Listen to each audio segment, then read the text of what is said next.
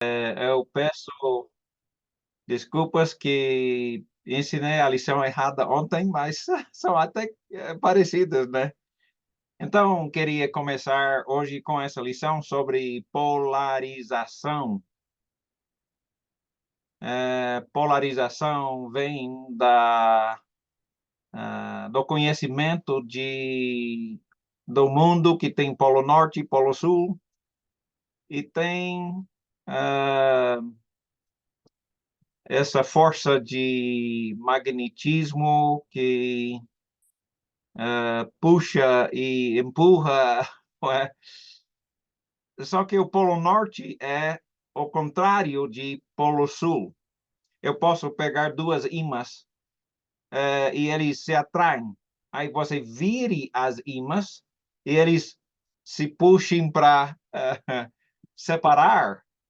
E polarização fala sobre, em vez de unir, polarização significa dividir, separar.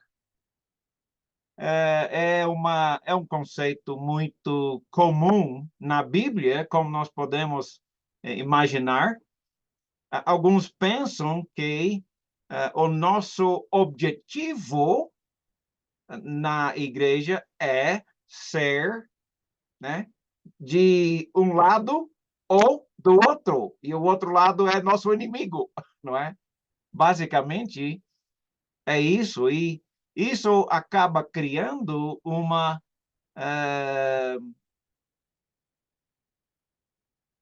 divisão muito grande.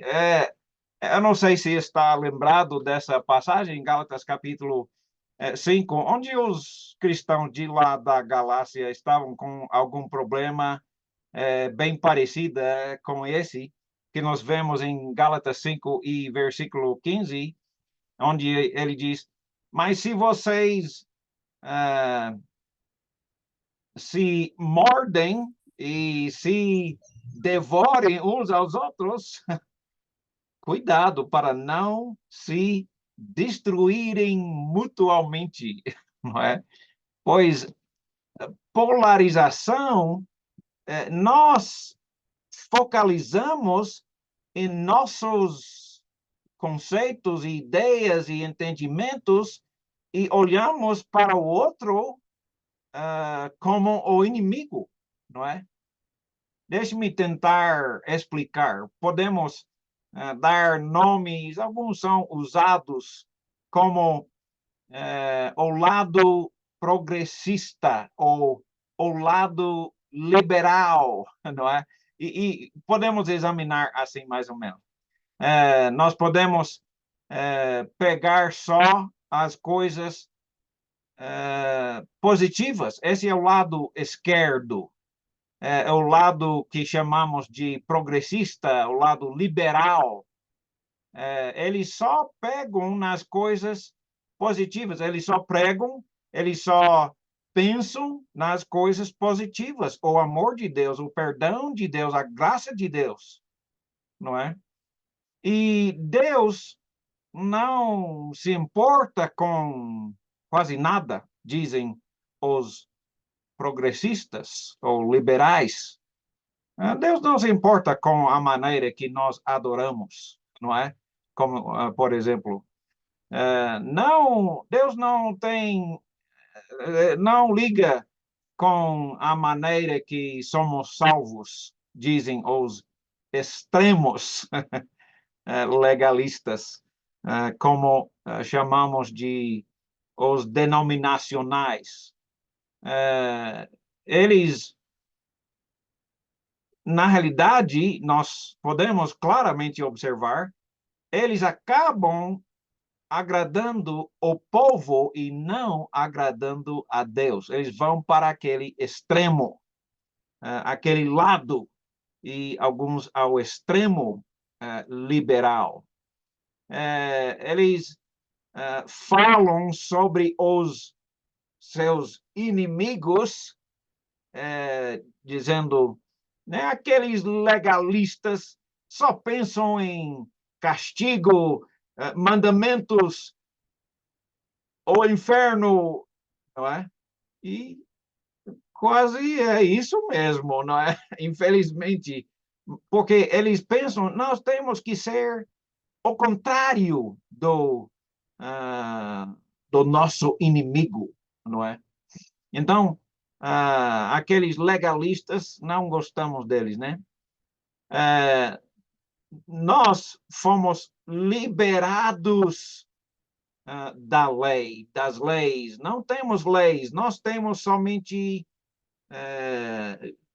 liberdade e mais nada, não é? Eles só falam assim.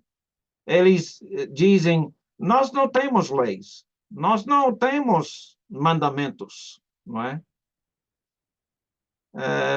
Nós só temos o Espírito Santo. Nós fomos liberados. E aí você vai até ver na placa da igreja, né? Liberados, livres para tudo, para fazer tudo, não é? Basicamente, nós não temos obrigação nenhuma. Eles não falam desse jeito, né? Mas agem mais ou menos assim, né? Jesus, eles dizem, né? Muitas vezes, Jesus somente fala em amor e graça e perdão, e eles só pregam em amor e graça e perdão, porque os seus inimigos falam sobre as leis e regras de Deus, não é? Deus não condena, ele não é um Deus assim, ele só perdoa, ele só perdoa, não é? O caminho para a salvação é muito fácil. Basta crer, ou mais recentemente agora, né? Basta aceitar, ou como se fosse, não precisa fazer absolutamente nada, basta receber as bênçãos, a salvação, o perdão de Deus. Só receber, só aceitar, não é? Eles dizem. Esses são os extremos, mas eles dizem que não é verdade, mas eles dizem. A maioria das pessoas serão salvas, não é? Eles dizem, eles pensam. Quase todos, a maioria. Mas você está lembrado, né? Quando Jesus disse, cuidado, né, com aquele caminho grande, pois o caminho que conduz para a vida é difícil. É difícil até achar a entrada, não é? Como entrar no caminho para a vida, não é? Mas o caminho para a salvação é difícil, não é fácil. É por isso o lado esquerdo dizem, não, o caminho para a salvação basta aceitar, não é? Somente. Eles todos têm razão na sua própria maneira de ver as coisas, né? Ou seja, eles aceitam todos, não é? Pois todos estão corretos na sua maneira de pensar, não é? Eles pensam assim. Eles aceitam todos. Eles não recusam, né? Quase ninguém. Bem difícil eles rejeitar alguém ou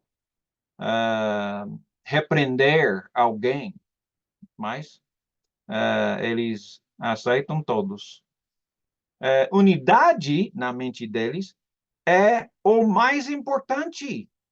É mais importante ser unido com todos do que obedecer a Deus.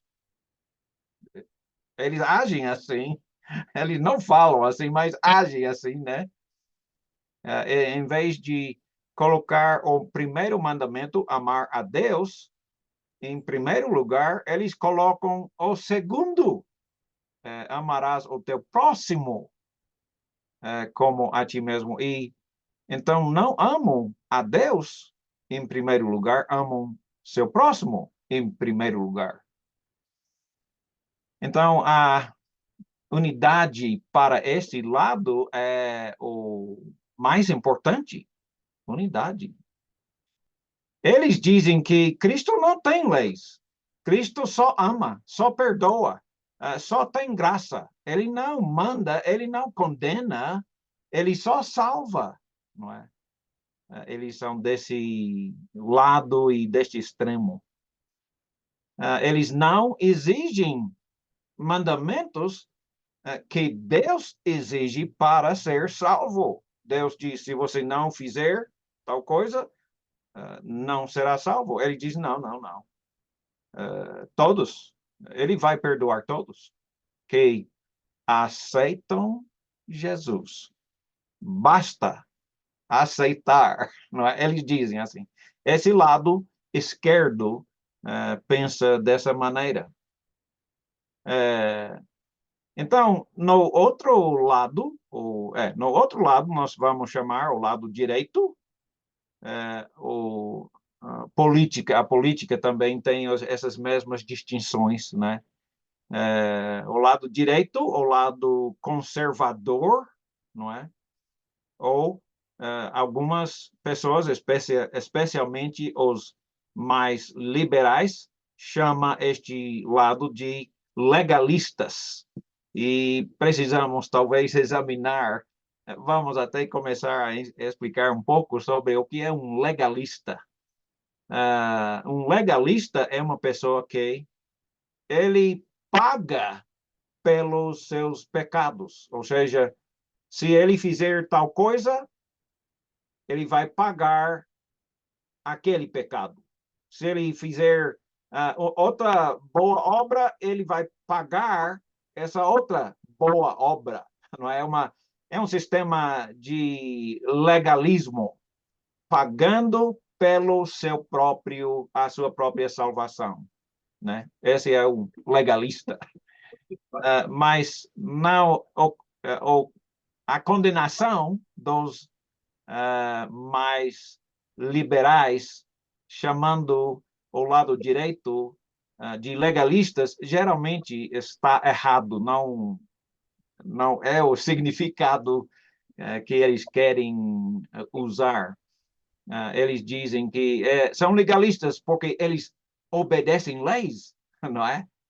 E etc. Então, eles usam erradamente essa expressão legalista, mas então eles pregam o lado negativo a maioria das vezes. Eles então, eu conheço, você talvez até conhece igrejas que condena e o sermão é para condenar. Para condenar pecado, para condenar o outro lado, né? O progressista, eles pensam que seu trabalho é condenar o outro lado. Então, quando eles se reúnem, é quase só isso, não é? Só condenar os liberais. Então, eles falam, aqueles liberais progressistas só pensam em extremos de desequilíbrio bíblico, não é? Eles são nossos inimigos. Aí, todo sermão, toda aula bíblica, eles pensam que é para condenar os do outro lado, não é? Se eles pregam, se você não obedecer todos os mandamentos de Deus, nós seremos perdidos. Eles leem Mateus 7, versículos 13 até 27, onde ele diz, cuidado com os falsos profetas. Ele começa com aquela história do caminho falso, o caminho para a vida, mas então ele começa a falar, cuidado com os profetas falsos, eles vêm disfarçados em né? Costumes, como que chama? Disfarce de ovelhas, mas são verdadeiramente lobos vorazes. Como é que pode saber a diferença? Jesus diz, examina, né, de perto as suas obras, o que eles fazem, não é? O fruto deles. Aí ele começa em versículo 21, dizendo, não é aquele que fala, Jesus é Senhor, mas é aquele que faz a vontade de Deus, que é o verdadeiro servo, não é? Pratica. Aí, versículos 23 até 27, né? Mais uma vez, explicando que o, o, o tolo, o ignorante, ele só vai desobedecer, mas o sábio, ele vai obedecer a Deus e ele será salvo. Então, vamos ter que examinar esses dois lados e ficar bem claro em nossas mentes onde é que nós devemos estar, não é? De que lado estamos ou devemos estar?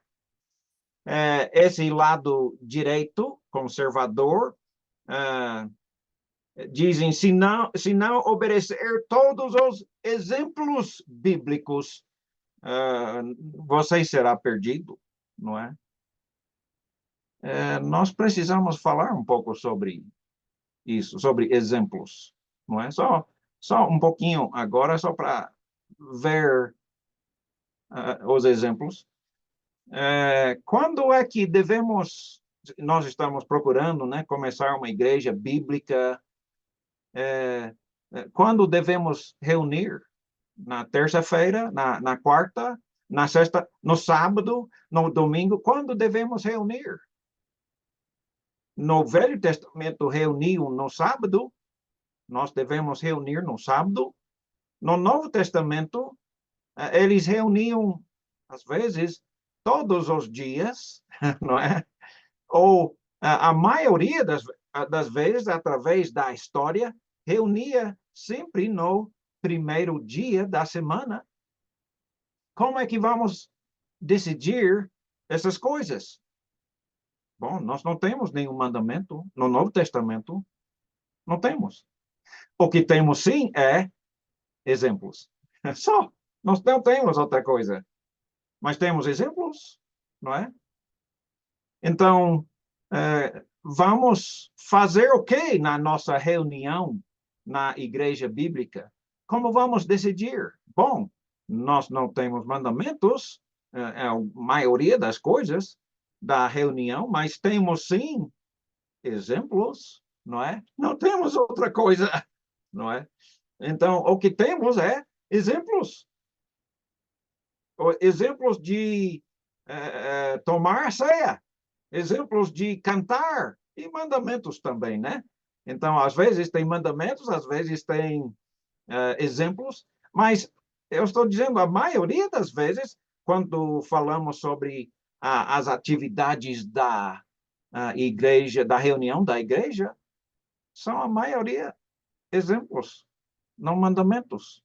Eles, Atos 20, versículo 7, no primeiro dia da semana, eles se reuniam para partir o pão, não é? E então nós temos exemplos. Também nós veremos um pouco mais na lição sobre não podemos evitar jogar fora estes exemplos, pois é assim que nós sabemos o que fazer. Devemos seguir estes exemplos. E a explicação do lado direito vem claro. Claro que vamos obedecer os exemplos, mas alguns vão para os extremos, dizendo, se existe qualquer exemplo que você não está obedecendo, você vai para o inferno, não é? Então, existem alguns que vão longe demais, não é? Então, eles dizem, tudo é preto e branco, não é? Ou seja, para cada pergunta, nós temos uma resposta bíblica, só que não é verdade, não é? Nós não temos muitas respostas, mas temos quase todas as respostas quando nós aprendemos sobre o valor de exemplos e também o valor de princípios bíblicos, não é? Então, é verdade que temos muitas coisas em preto e branco, sabemos sim ou sabemos não, não é? Mas não em tudo, simplesmente não tem, não é? Então, talvez não é uma opção para eles. Para eles é tudo preto e branco. É sim ou é não? Não é, nunca é. Não sei, não sabemos, não é? Errado também, não é? A resposta bíblica para muitas perguntas, do meu ver, é não sei. A Bíblia não diz, eu não sei. Então, podemos observar esse traço deles, essa característica deles. Eles aceitam bem poucas as pessoas, não todos, não. Pelo contrário, rejeitam a maioria. E se eles vão para mais extremo, eles aceitam quase ninguém. Quase ninguém. Todos os outros são nossos inimigos. Se não obedecer tudo que eu penso, tudo que nós praticamos, você vai para o inferno e você não tem comunhão conosco, porque nós somos os únicos salvos, dizem. Um pouco mais extremo, não é? Do lado direito. Então, eles até começam a exigir exemplos, ou exigir, por exemplo, exigir o que Deus não exige para ser salvo. Você conhece algumas pessoas que dizem, se você tomar a ceia com mais de uma vasilha, você não será salvo.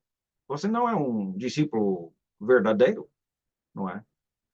Então, eles vão exigindo ou proibindo o que Deus não exige, o que Deus não proíbe.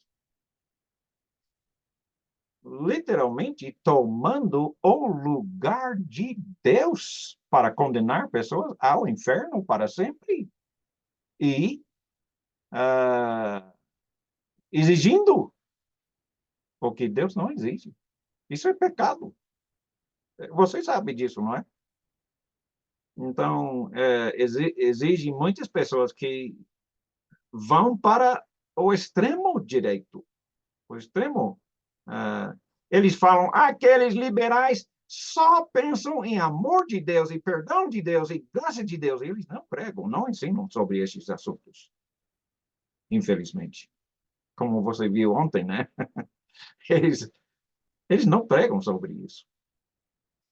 Este lado direito, às vezes, tem a tendência de mandar sem misericórdia, não é? Bem, nós precisamos, né, pensar de que lado estou e onde eu estou, não é? Os dois extremos, ou do extremo direito falam, não falam sobre o amor de Deus, não falam sobre a sua graça. Então, como nós vimos na lição ontem, uau! Né? Nós precisamos. Se você não viu ontem, não tem problema, você pode clicar na lição de ontem, assistir a gravação. Então, nós temos que achar o equilíbrio. Não podemos continuar, né, balançando de um lado para outro. Veja, existe igrejas que não conhecem a palavra de Deus o suficiente para corrigir o errado. Não tem, não é? Não tem conhecimento. E exatamente isso que foi o problema lá na igreja em Éfeso, capítulo 4, versículos 11 até 16. Vamos examinar essa passagem tão, mas tão importante. Paulo disse aos Efésios, e ele mesmo concede para uns para apóstolos. Deus, Jesus dá à igreja dons, presentes. Quais são? Apóstolos. Jesus deu apóstolos para a igreja. Graças a Deus, né? Que eles ensinavam e começaram as primeiras igrejas para nós sabermos como deve ser, sem o qual não teríamos conhecimento para saber o que é certo, o que é o errado. Não sabemos sem estes exemplos, não é? Então, graças a Deus pelos apóstolos que também nos deixou escrito, né?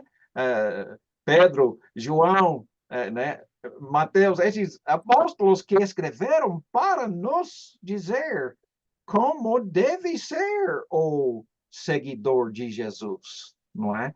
Como deve ser a igreja de Cristo. Ele disse, sobre essa pedra edificarei a minha igreja. E ele não fez pessoalmente a sua igreja, mas ele deixou para os 12 apóstolos, para eles ensinar a todos. E você lembra, né?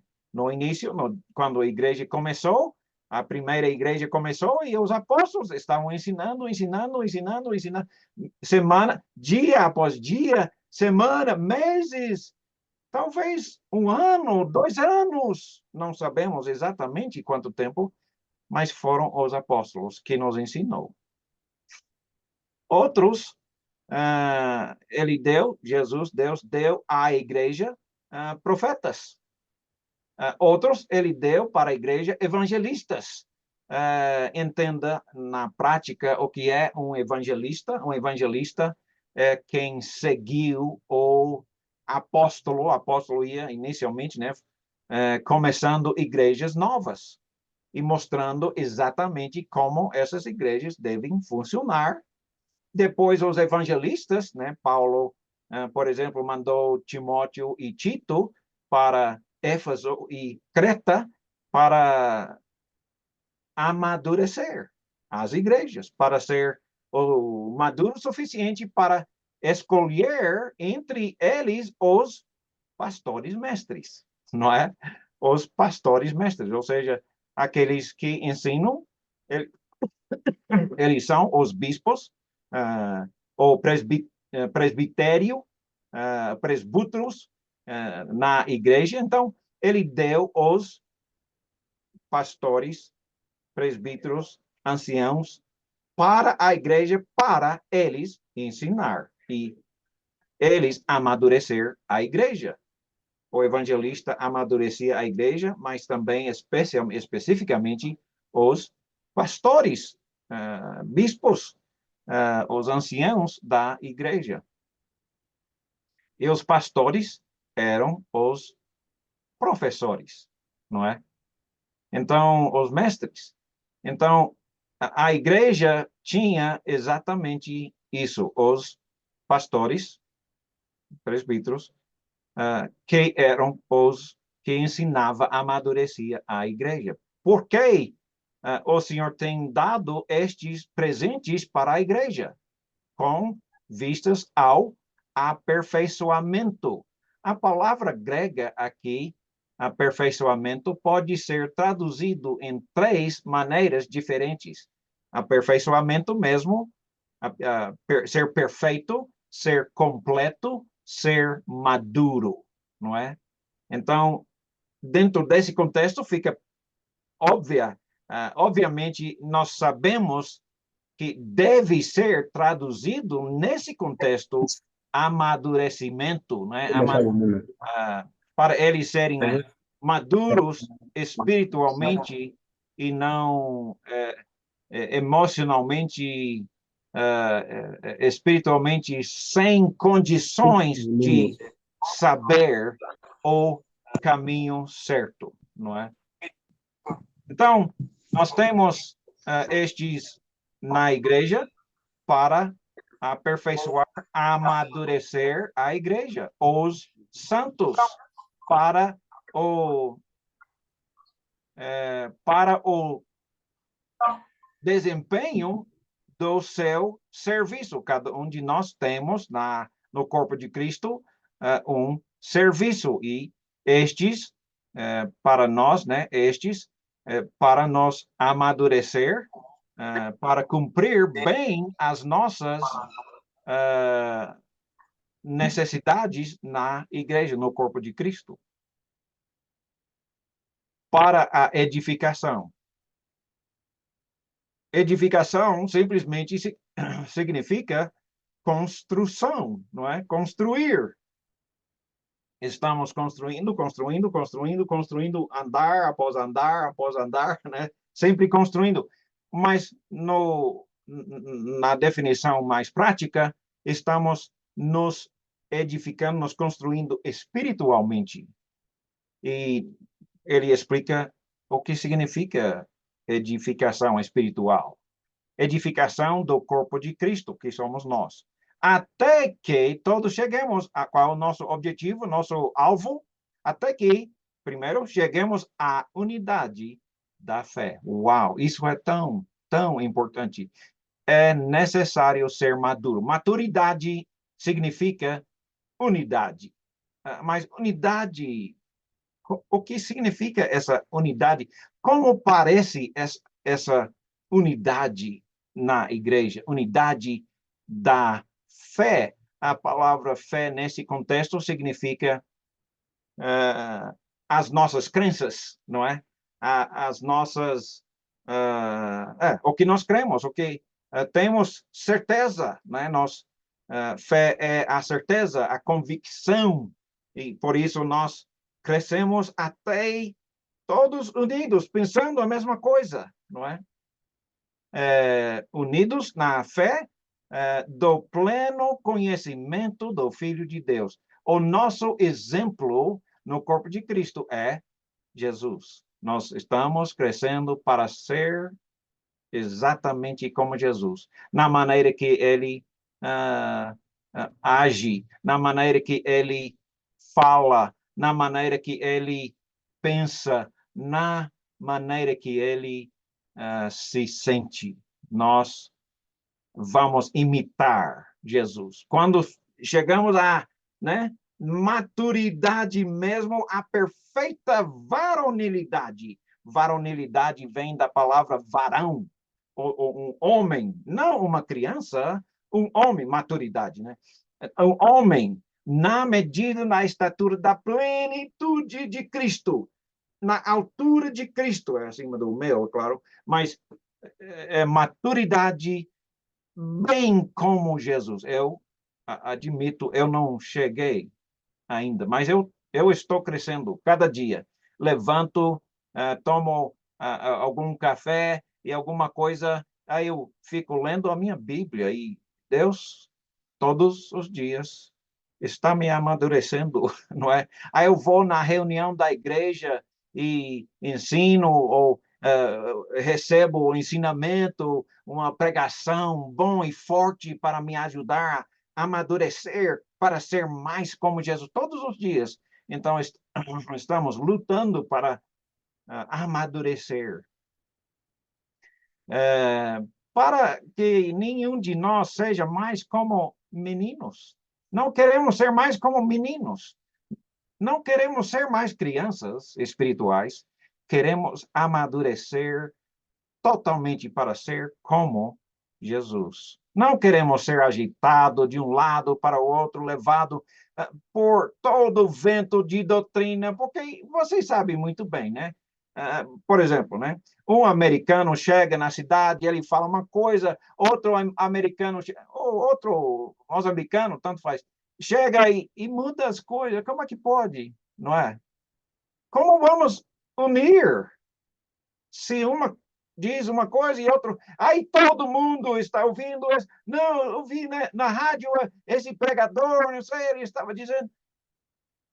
Escuta, nós vamos ser jogados de um lado para o outro se não conhecemos, escuta, a verdade. Existe uma verdade ou não existe? Importante essa resposta, né? Que vamos ver. Então, nós temos que não ser mais crianças, né? Sendo julgado, as doutrinas vêm, aí mudamos um pouco, as doutrinas vêm, mudamos um pouco mais. Conhecemos ou não conhecemos a verdade? Existe uma verdade? Não podemos ficar se jogando de um lado para o outro, nós temos que achar maturidade para ser firmes, como se fosse num vento, numa rocha lá à beira do mar, e as ondas vêm, as chuvas e o vento e nos leva, mas nós estamos na rocha, vem tempestade, não muda nada. Nós continuamos a mesma coisa, não é? Firmes. Não vamos ser levados de um lado para o outro, não.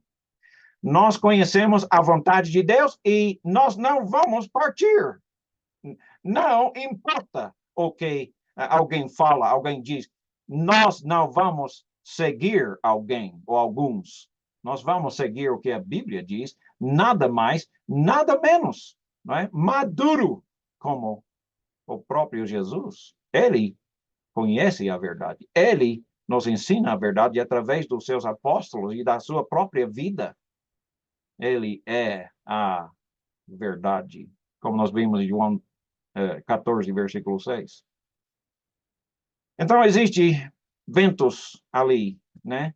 Pessoas que são muito sutis, né? Eles contam, aí são muito convincentes, não é? Escuta, nós conhecemos a verdade. Nós não vamos ser julgados de um lado. Nós temos que ser maduros para conhecer onde devemos ficar, né? Conservador, liberal,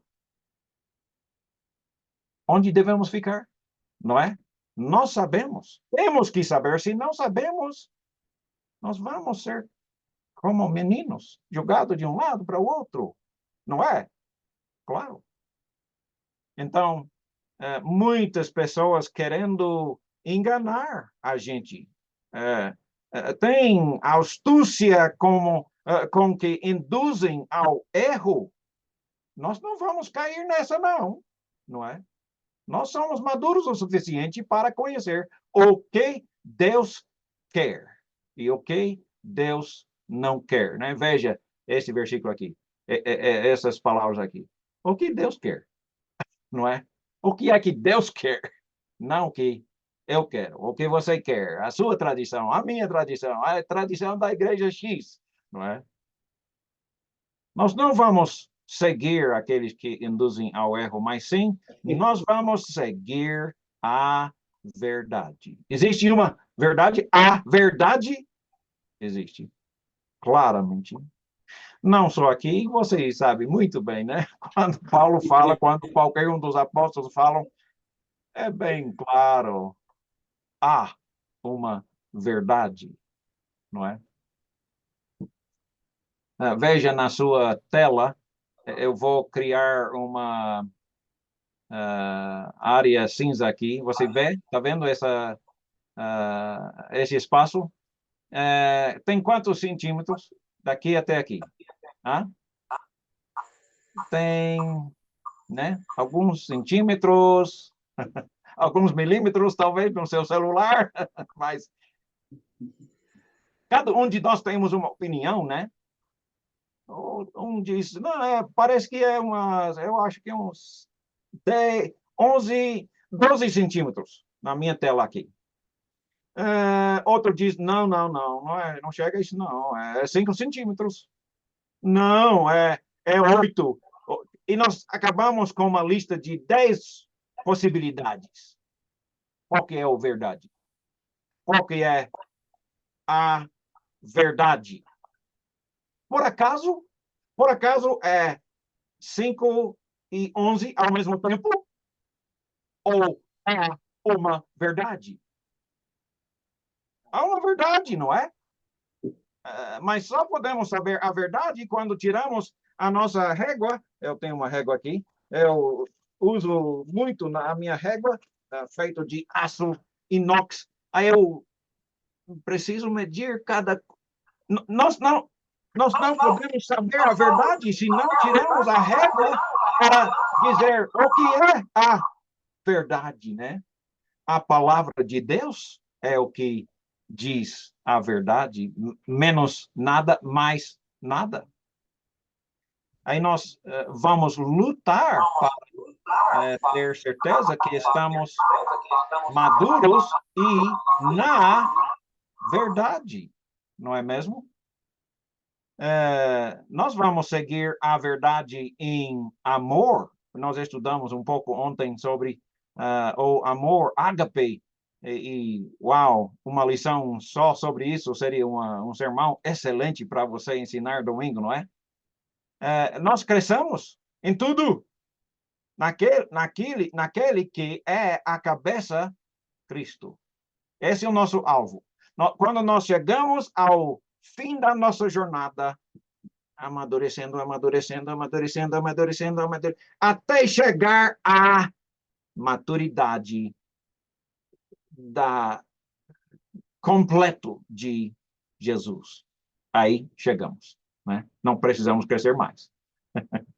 Eu não cheguei. Eu espero que você já chegou. E já é perfeito, ou seja, maduro. De quem tem o corpo, de quem todo o corpo, bem ajustado, consolidado, pelo auxílio de toda junta, né? O corpo é feito de muitas partes, a parte do dedo do pé, o menor do lado direito, cada parte faz a sua parte, homem, mulher, rico, pobre, inteligente e menos inteligente, todos fazem a sua parte no corpo de Cristo. Isso é uma outra lição bem importante para o futuro. Mas, então, nós seguimos a toda justa cooperação de cada parte. Cada parte está cooperando, fazendo a sua parte para que chegamos ao nosso alvo, não é? Então, cada parte está efetuando o seu próprio aumento, cada um está se né, amadurecendo e amadurecendo o outro, ajudando cada um a amadurecer para a edificação de si mesmo. Não precisa mais ninguém para ensinar, porque já aprendeu. Agora chegou a oportunidade de ensinar, não é? Já é maduro, não deve estar gastando o seu tempo com outras coisas, precisa estar ensinando outros, todo membro, pois é o nosso natural, não é? Cada um reproduz. Também nós vimos em 2 Timóteo capítulo 4, versículos 1 a 4, na presença de Deus e de Cristo Jesus, que há de julgar os vivos, os mortos, pela sua manifestação e pelo seu reino, eu os exorto solenemente, pregue a palavra, esteja preparado a tempo e fora do tempo, repreenda, corrija, exorta com toda a paciência e ensino, doutrina, ensino. Pois virá o tempo em que não suportarão a sã doutrina. Existe uma sã doutrina? Claro que sim, não é? Mas eles não vão suportar mais.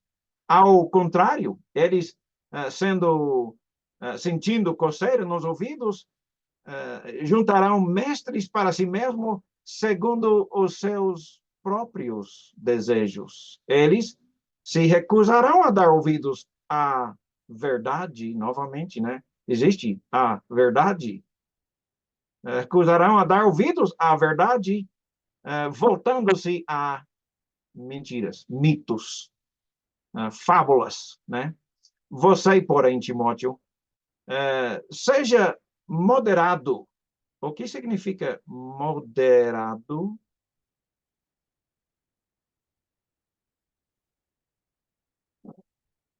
Moderado, basicamente, significa equilibrado, não é? Moderado, não, equilibrado, né? Não mais para lá, não mais para cá, mas equilibrado. O equilíbrio é definido na Bíblia, somente. Então, nós estamos vendo que nós vamos lutar para ser moderado em tudo, suportando os sofrimentos, porque se falamos a verdade, nem todos vão gostar. Mas Timóteo, seja corajoso para falar a verdade, pregar a palavra. As pessoas não vão gostar, mas vai sofrer. Então, faça esse sofrimento, faça a obra de evangelista. Cumpra completamente o seu ministério, não é? Temos que falar mais sobre a verdade e o equilíbrio, não é? Esse ponto é tão importante, tão importante. Escuta, nosso alvo não é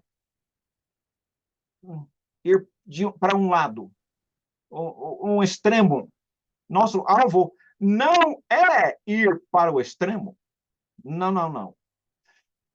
Nosso alvo é equilíbrio, maturidade em Cristo. A verdade, esse é o nosso equilíbrio, a verdade. Nada mais, nada menos.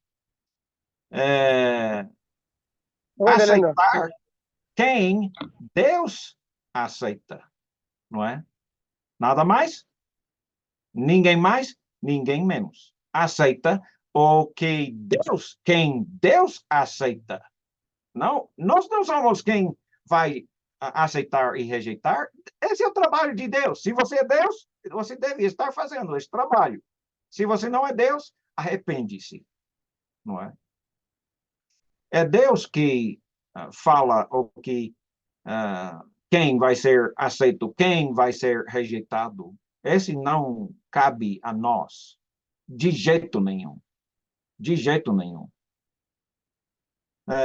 Vamos exigir tudo que Deus exige para salvação. Quem pode fazer parte da nossa congregação? Bom, é Deus que decide isso, eu não, não é? Então, eu sigo apenas o que Deus mandou. Menos nada, mais nada.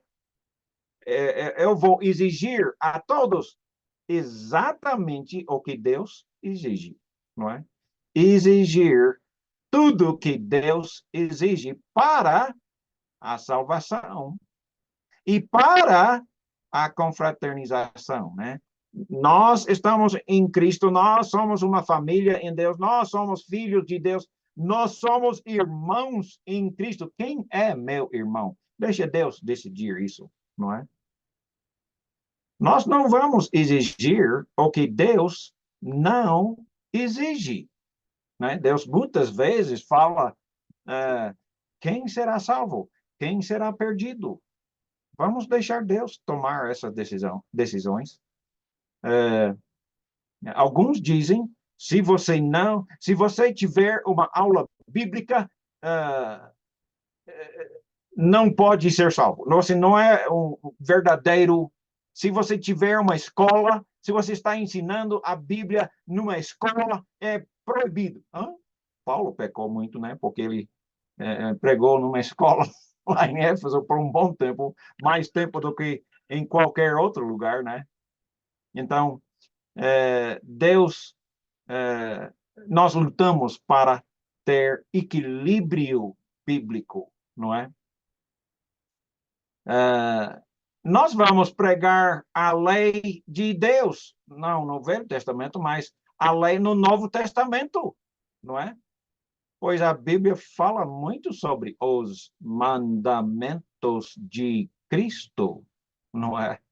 Mateus capítulo 28, versículo 18 a 20, toda autoridade foi me dada dos céus e da terra, e de, portanto, fazer discípulos, é um mandamento, né? Fazer discípulos de todas as nações, batizando-os em nome do Pai, do Filho e do Espírito Santo e ensinando-os a guardar, ok? Tudo que eu tenho lhes ordenado. Deus não ordena hoje?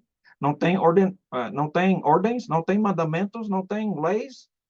Ah, desculpe, mas deixa a Bíblia falar, deixa Deus falar. Ele é quem vai dizer se há leis ou não, não é? Então, no Novo Testamento, nós vamos falar o que a Bíblia fala. Se Deus diz que isso é um mandamento, vamos dizer, isso é um mandamento, não é? Vamos ser equilibrados. Também nós vamos pregar a graça, o perdão, o amor de Deus. Se é isso que a Bíblia ensina, e é isso que a Bíblia ensina também, não é? Mandamentos e graça. Deixe-me só falar aqui sobre esse problema aqui. Alguns rejeitam leis, aceitam só perdão. Alguns só falam em leis e esquecem sobre o amor de Deus. Onde é o centro? Onde é o moderação? Onde é o equilíbrio bíblico? Bem, é assim, você já sabe, né? Crianças têm que ter leis, né? Nós ensinamos, deve fazer isso, não deve fazer aquilo.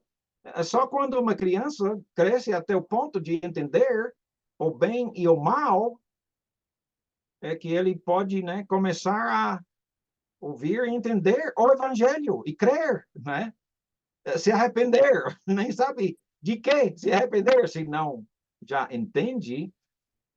Então, o equilíbrio é que quando começamos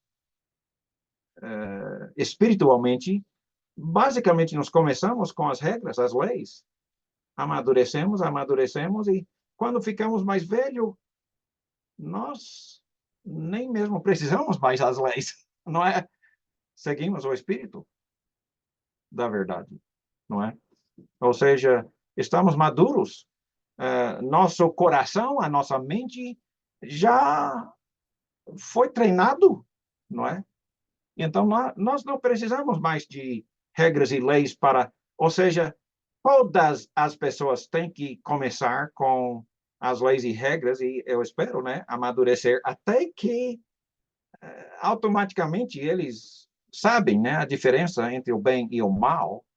Eles têm o que chamamos de o espírito, né, dentro deles, ou seja, a verdade dentro deles, eles sabem o bem e o mal. Eu espero que entendeu. Isso talvez um pouco complicado, mas nós precisamos amadurecer. Vamos tirar uns minutos para fazer um pequeno intervalo e tomar uma água. Se alguém quiser fazer uma pergunta, pode ficar à vontade. Mantenha seu microfone desligado até o momento que vai falar e assim podemos conversar melhor. Pode falar.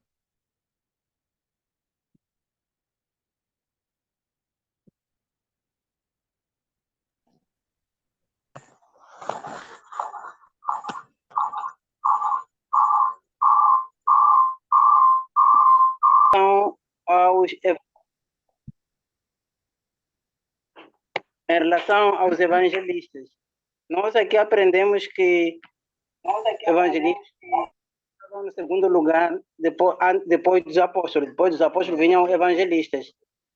Neste caso, evangelistas tinham uma tarefa em irem fazer amadurecer uma igreja já que os missionários, neste caso apóstolos, plantaram. Então, os evangelistas tinham como a tarefa de irem fazer amadurecer os irmãos que já tinham sido batizados. A minha pergunta é: será que hoje nós precisamos de evangelistas para também fazerem amadurecer alguns irmãos, algumas igrejas, ou o papel dos evangelistas termina na época?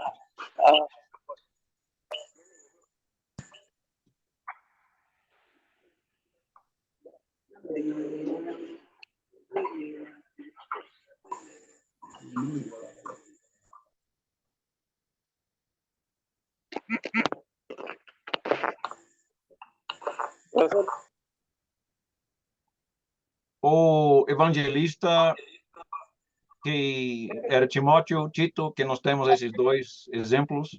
Paulo, aqui nessa passagem, disse complicavelmente o seu trabalho de evangelista, era um evangelista.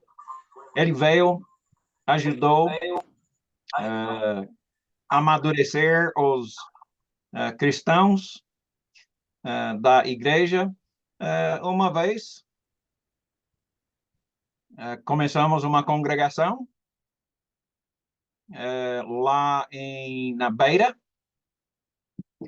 Depois de algum tempo, Luizinho foi lá para ajudar a amadurecer. Ele pregou o evangelho para muitas pessoas, mas também ele ajudou a amadurecer outras pessoas, como aquele Timóteo, outras pessoas. Nós acabamos batizando muitas pessoas lá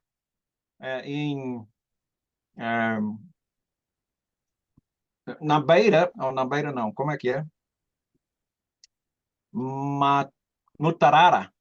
E acabamos mandando o irmão Benjamin. Ele ficou lá 5 anos, ensinando, pregando, amadurecendo. Então, ele foi embora para ajudar em Água Boa, eu acho, agora, né? Então, cada igreja, quando começa uma igreja, as pessoas não têm muito conhecimento. É necessário alguém para ir lá e amadurecer, crescer, até que eles tiverem este nível de maturidade para selecionar os presbíteros da igreja para ensinar. Não podem ser presbíteros se não sabem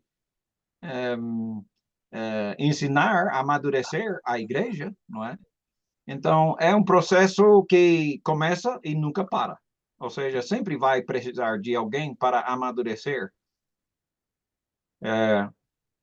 Neste caso, que nós vemos, o exemplo mais específico de um evangelista, não era somente a pessoa que foi lá inicialmente para pregar o evangelho, mas quem seguiu ele para ajudar a amadurecer,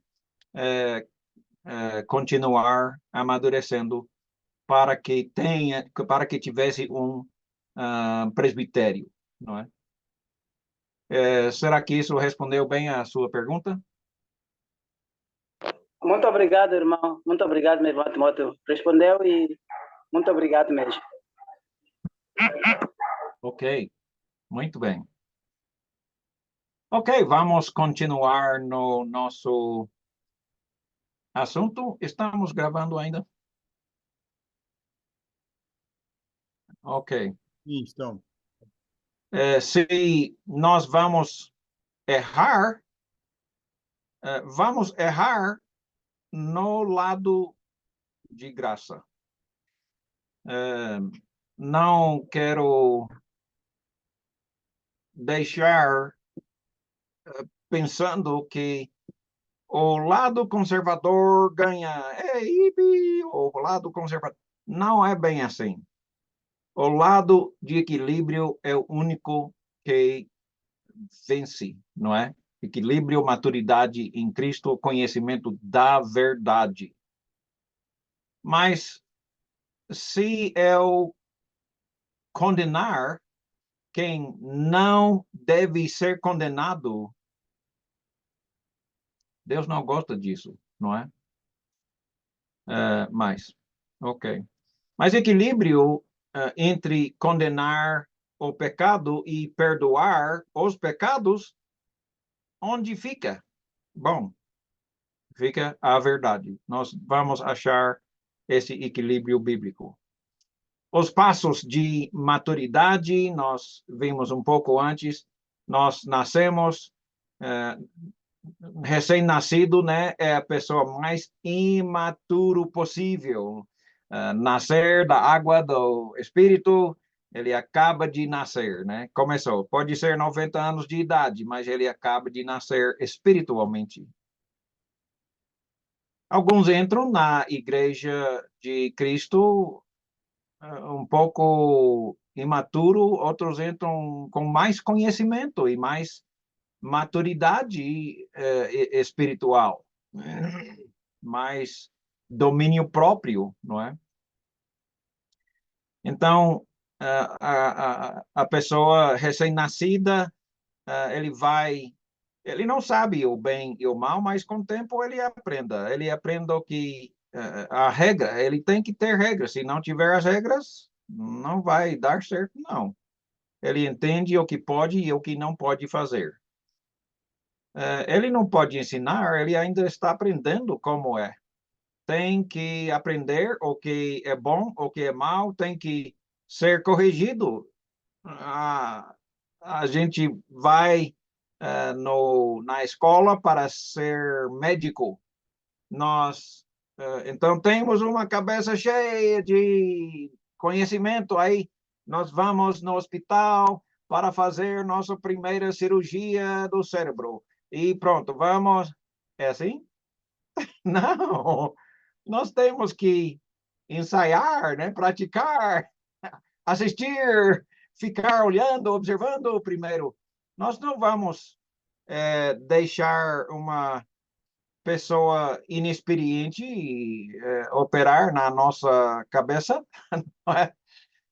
Nós temos que aprender na prática também. Então, estamos aprendendo mais e mais. Temos, não faça isso, faça, né? Aprendendo na prática, obedecendo, sendo disciplinado, corrigido na igreja também. Tem recém-nascidos, não é? Alguns continuam recém-nascido até o fim. Não crescem.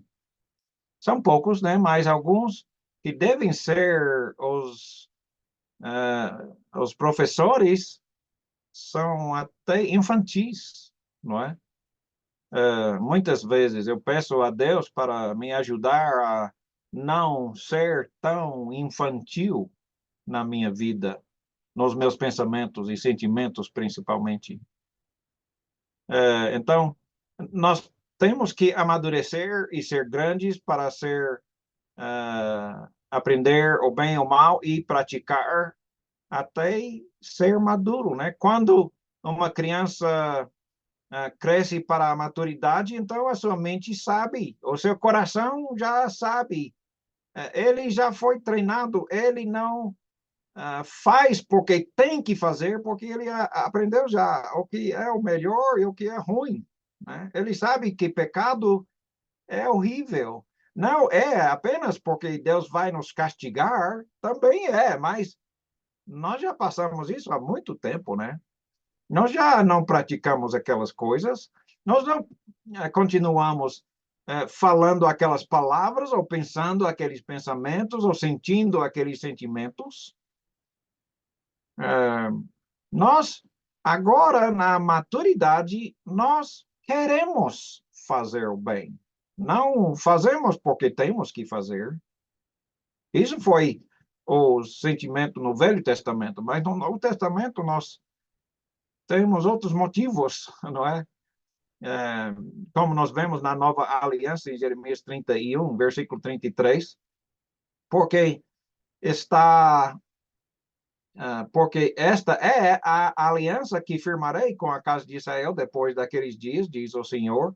Na mente lhes imprimirei a minha lei. Não é? Eles não precisam ler e entender, porque quem entra em Cristo já sabe. Não é? Ele aprendeu. Ele sabe o que é obedecer, fazer o bem, mas ele continua amadurecendo. Ele vai... eu não sei como ele imprime na mente e no coração, mas ele faz, né? Porque nós estamos na igreja, nós estamos aprendendo, e tomamos uma decisão. Eu vou seguir o bem ou vou seguir o mal? Não é? Tomamos a nossa decisão e seguimos em frente.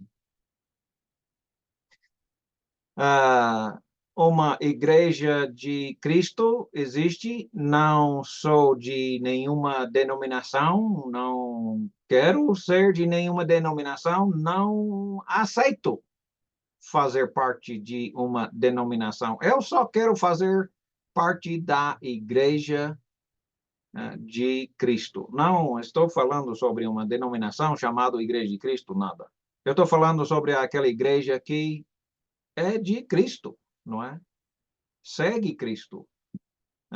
Em Efésios capítulo 4, versículo 4, diz, há um só corpo. Mas em Efésios 1, versículos 22 e 23, diz claramente que a igreja é o seu corpo. Há um corpo, há uma só igreja. Denominação é uma ideia humana. Não tem nada a ver com a igreja bíblica. Há uma só igreja, não são duas, não é? Imagina, o corpo de Cristo, né, tem uma cabeça e um corpo, não é? Imagina, como se fosse uma cabeça com 33 mil corpos. Desculpe, não dá. Há uma só igreja. Para de dividir a igreja em pedaços, em pedaços, em pedaços. Desculpe, não é assim. Não é bíblico isso, essa ideia. A igreja bíblica tem um fundador, é Jesus, não é? A igreja humana, a igreja denominacional, tem um fundador que é, sei lá, uma pessoa, né? A igreja, não é? De alguém que é fundador, outro fundador, não é Jesus, não é? A denominação, eles sabem a cidade onde foi fundado, não é? A igreja de Jesus começou em Jerusalém, não é? Mas se começou em outro lugar, então não é a igreja de Cristo, é a igreja de eu sei lá quem, né? Que fundou aquela igreja, né? A única igreja que existe é a igreja que começou no ano 33, depois do nascimento de Jesus. Nós lutamos para ser uma só igreja. E se é uma igreja que começou em outro ano, ou em outro lugar, com um fundador tal, já sabemos, não é a igreja de Cristo, não é? Uma denominação tem as suas próprias autoridades, e não é Jesus, né? Arcebispo, sei lá, quem, não é? Eles dão seus nomes, né? Eu sou apóstolo, não sei o quê, eu sou profeta, alguma coisa. Não. Nós vamos seguir a igreja de Cristo, nós vamos seguir Jesus, ele é o nosso guia. Então, nós lutamos para manter uma só igreja. A igreja tem fundado a base em uma verdade. Equilíbrio bíblico é uma dificuldade, né? Especialmente neste mundo de hoje, cheio de tantas igrejas, tem uma igreja nesse canto, tem aquele outra igreja num quarteirão ali. Não é? Por quê tantas igrejas? Bem, Deus se importa com muitas coisas, né? Faça assim, não faça isso, faça aquilo. Deus fala muitas coisas, mas nem tudo, não é? Romanos 14, versículo 17,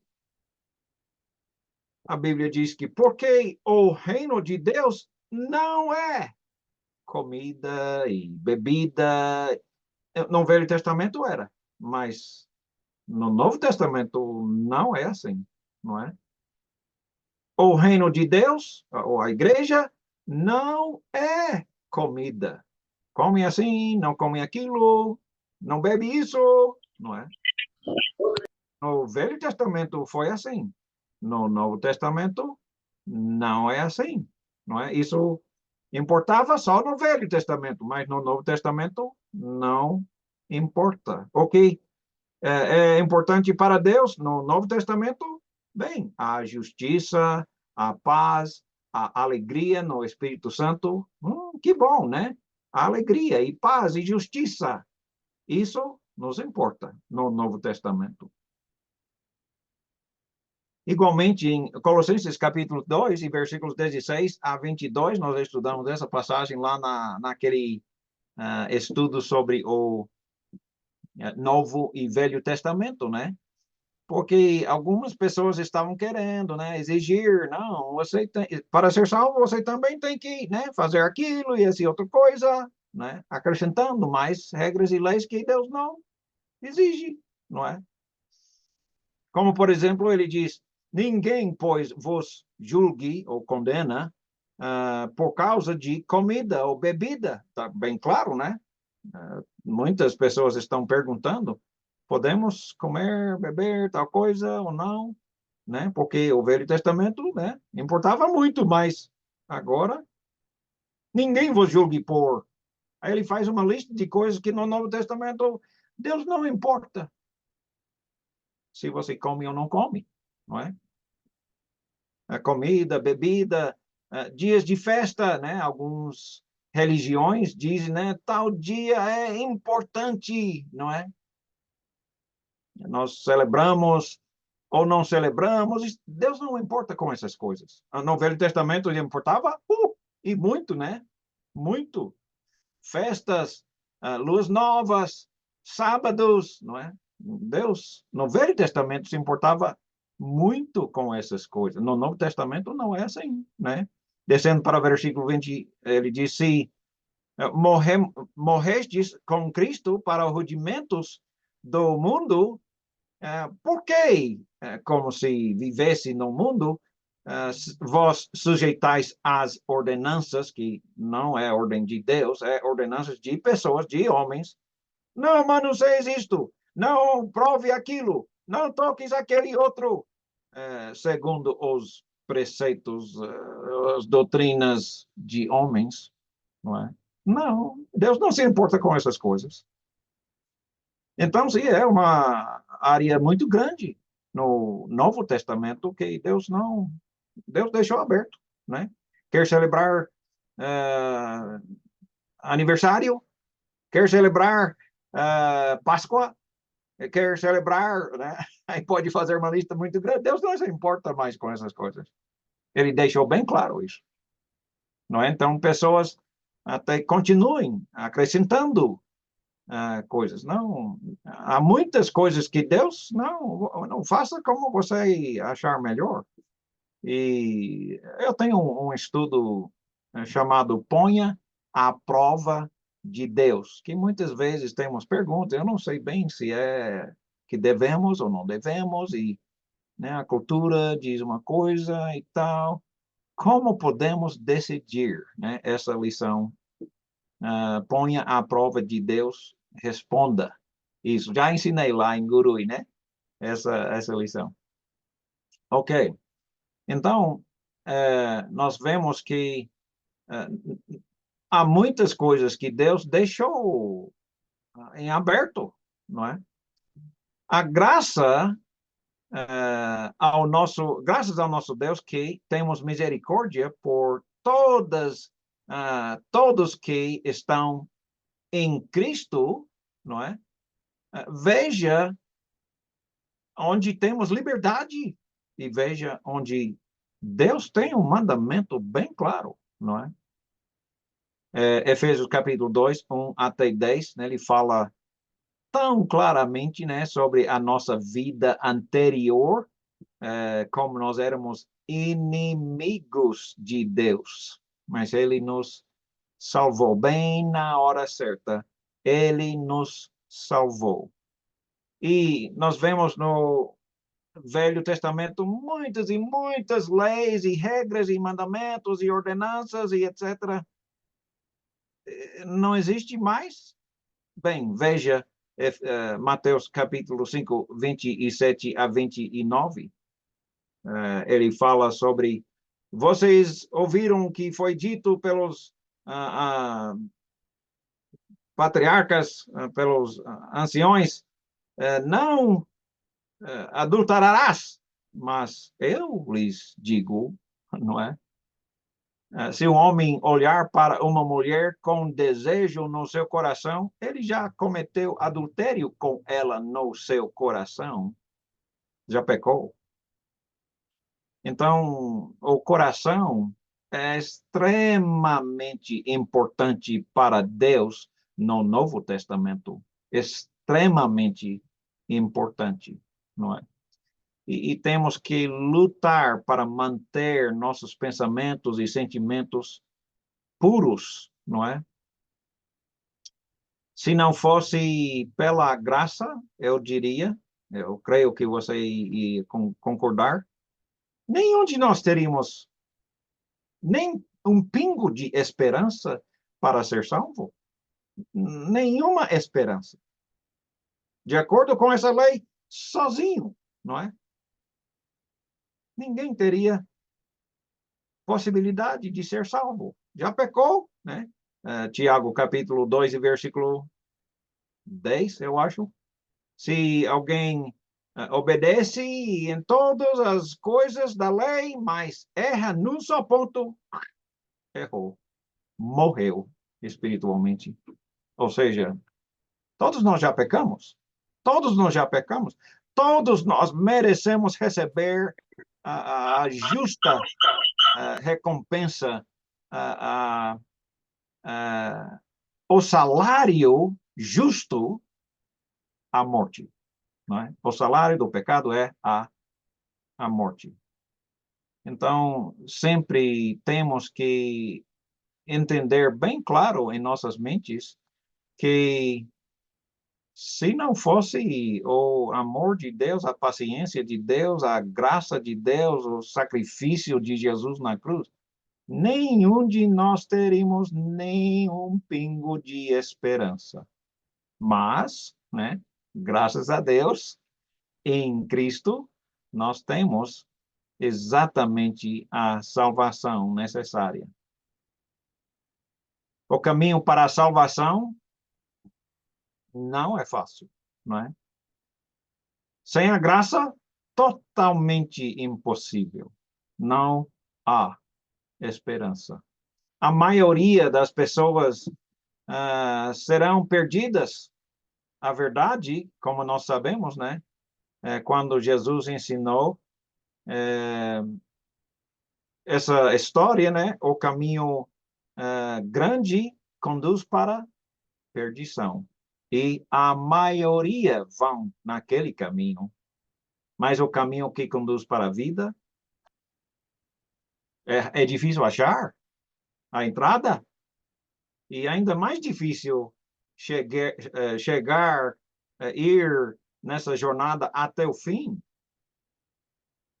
Mas é necessário, não é? Sem a graça seria impossível. Nós todos merecemos o mesmo salário. Quando uma igreja começa a descer, ou seja, perder a importância da Bíblia, perder a importância da palavra de Deus e começa a dizer, ah, as mulheres podem fazer, podem pregar e ensinar. Eu conheço uma igreja que fez exatamente isso, lá em Belém, no Brasil, uma igreja lá, que eu fui lá e eu gostei demais, e eram irmãos em Cristo, era óbvio, né? Via as suas práticas, via a sua reunião, vi os seus estudos bíblicos, ensinos evangelísticos, e gostei. Eu voltei alguns anos depois e eu não disse que eu estava chegando. Aí eles deixaram as mulheres fazer os anúncios na igreja, fazer partes na liderança da reunião da igreja. Eu fiquei muito triste com isso, muito triste com isso. É que eles começaram a dizer, não, não, é só a cultura. Isso não aplica a nós, não é? Isso não aplica a nós hoje, porque a cultura naquela época foi assim, assim, assim. Nós não, não, não. Isso não é para a nossa, não é para nós. Aí acabaram não fazendo, né? Eu voltei mais alguns anos depois e eu fiquei chocado. Eles não são mais Igreja de Cristo. São pentecostais, fazem aquela reunião de show, de espetáculo. Não eram mais seguindo os exemplos de Cristo, não é? Por quê? Porque eles ficaram naquela ladeira escorregadia, né, que eles não importavam mais. Não, aquilo aí não aplica a nós, não é? Isso é uma vergonha horrível.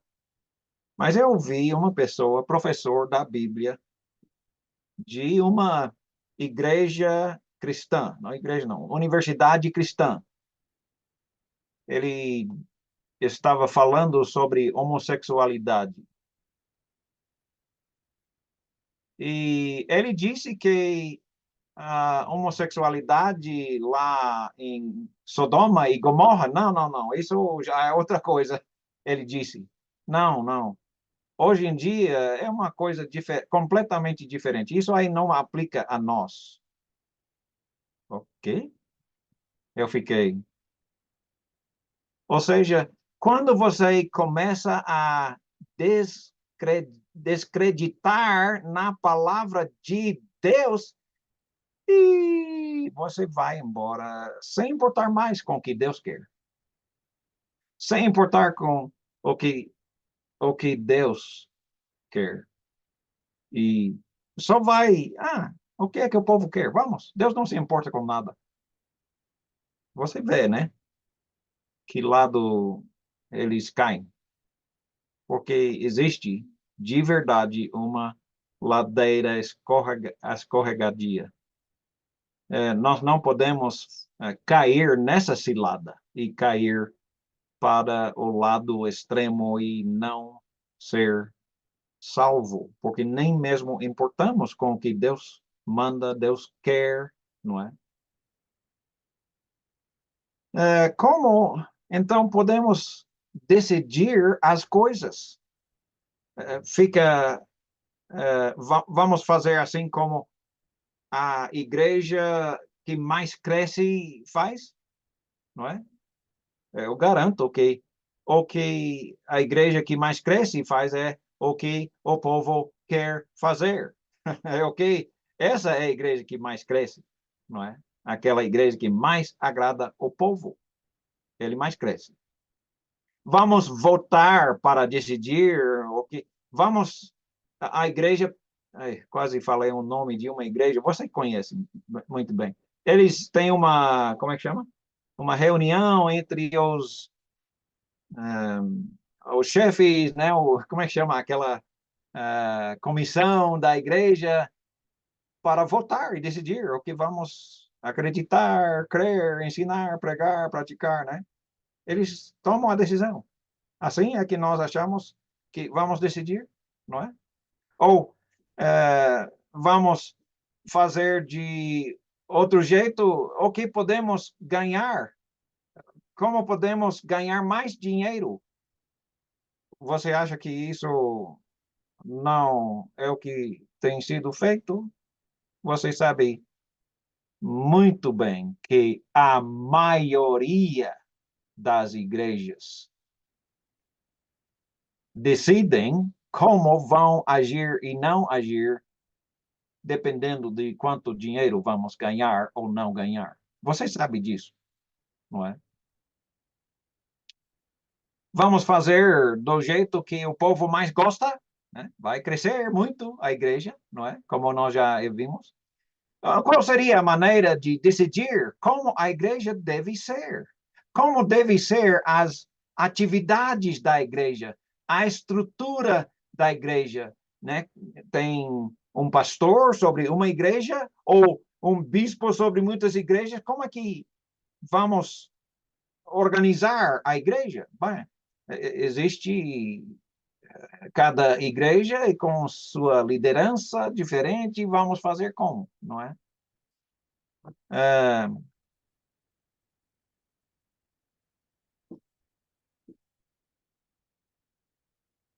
eu, eu queria saber qual vai ser a maneira de nós,